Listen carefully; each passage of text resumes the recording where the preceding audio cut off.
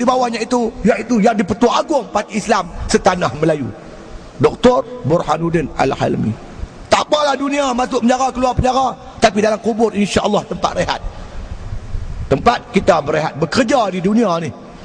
Imam Ghazali tuan-tuan ingat kat kita suasana yang kita akan sama-sama hadapi tuan-tuan sekalian di padang mahsyar, yang cukup terik, panasnya cukup hebat, mencabar. Peluh kita akan keluar ikut kadar dosa masing-masing. Banyak dosa, banyaklah peluh. Sikit dosa, sikitlah peluh. Peluh tu hanyir.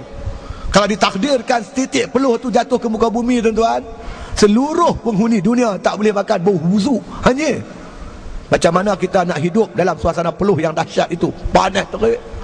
Ada yang peluh sampai ke lutut, ada peluh sampai ke pinggang, ada peluh sampai ke dada, ada yang lemah dalam lautan peluh. Di sana kata Imam Ghazali ada orang yang langsung tidak berpeluh.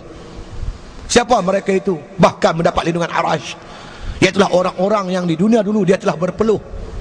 Dia curahkan tenaga dia, pemikiran dia, duit ringgit dia, tenaga dia, hatta jiwa raga dia untuk Islam.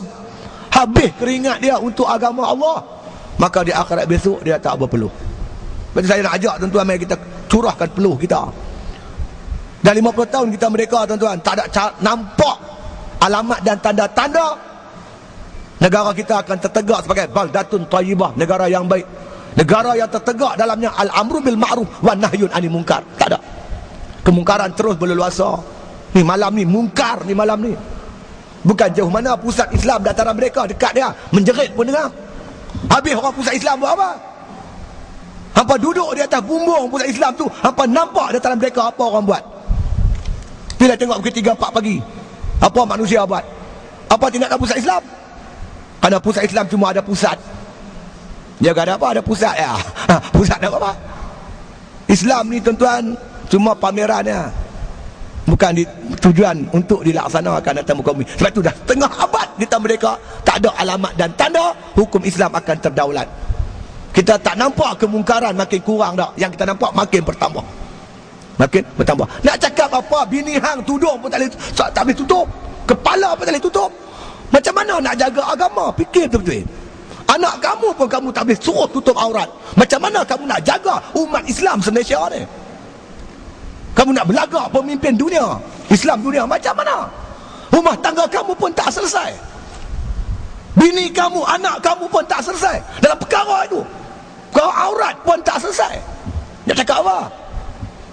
Sebab itu kita orang Islam ni, kita kena kenal. Jangan kita duduk tengok dia bercakap tu, "Hei, Islam dah." Bohong tuan, auta. Kita mau Islam ditakbir, negara kita ditakbir oleh orang yang beriman kepada Allah. Orang yang benar-benar ikhlas nak melaksanakan syariat Allah di atas muka bumi. Cukup tuan-tuan, ni negara kita nak merdeka, ratusan ribu para syuhada atau korban tuan-tuan. Sultan Demak hantar 20,000 bala tentera menyerang Melaka. 1521. 10 tahun selepas Melaka tumbang tuan-tuan, Sultan Demak dia hantar 20,000 mujahidin menyerang Melaka untuk memerdekakan Melaka, memerdekakan mana kata tanah Melayu kita ni. 20,000. Berlaku pertempuran sengit di muara Sungai Muar yang telah mengorbankan kira-kira tuan-tuan sekalian 12,000 para syuhada. Orang Jawa daripada Demak 20,000 bertempur dengan Portugis di muara Sungai Muar. Syahid 12,000.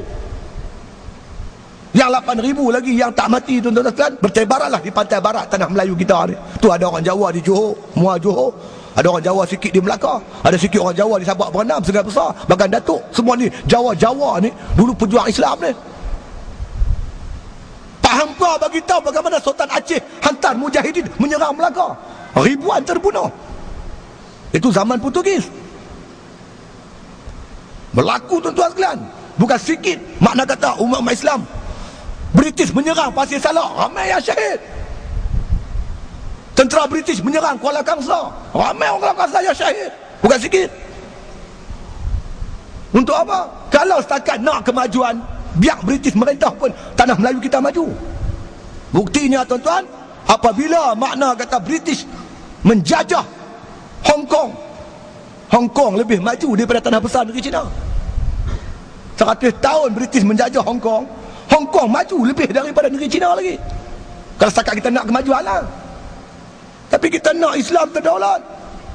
Kita mau rakyat ni bebas beramal. Kita mau kita jangan diganggu Islam kita. Kita mau beramal dengan Islam kita. Bukan diganggu gugat macam ada pada hari ini. Semua tak boleh, yang ni tak boleh, yang ni tak boleh. Sebab itu sahabat-sahabat yang dirahmati Allah Ta'ala sekalian, orang yang masuk kubur ni orang yang taat mendapat bahagia. Nak bahagia di akhirat, dunia kena kerja sikit, berjuang lebih sikit. Dia bukan kuat tak mana apa puak tu, tapi kita lembek. Cuma kita kerja kuat, dia mampu lama dah. Kita sungguh-sungguh buat kerja ni.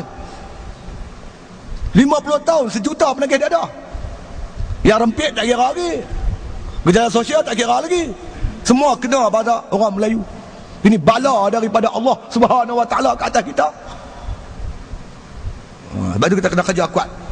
Dan wajib kita iktikadkan bahawasanya seksa dan nikmat